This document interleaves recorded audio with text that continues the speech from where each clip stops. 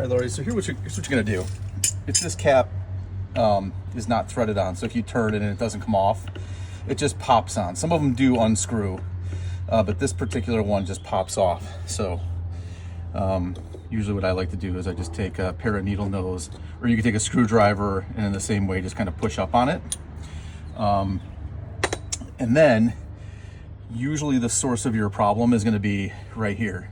So again, I use a needle nose, and I'll show you in a second how and why I do that. If you don't have a needle nose, if you have a pliers, channel locks like this, you can just grab this and let me get rid of some of this pressure that I got here. My hose was on. You can loosen it with the channel locks. It doesn't take much. It needs to be snugged down when you install it. But anyways, this unscrews, and you'll notice that inside there's a little vacuum breaker, and you can push it out.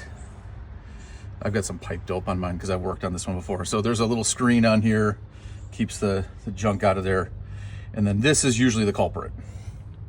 So this little orange diaphragm in here, a lot of times what happens is it comes off, and what you need to do is just put it back on. Again, I got a little pipe dope on there, thread sealant. Put it back on there, kind of seat it into place.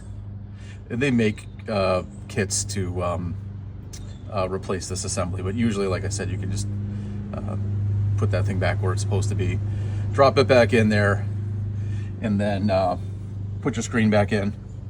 It just sits on the bottom, and then screw it back on. And then again, you can snug it up with your channel locks.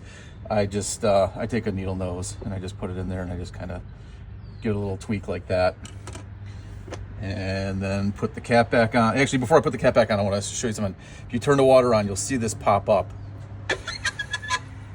Well, that wasn't a good example, but mine already had a little pressure up against it.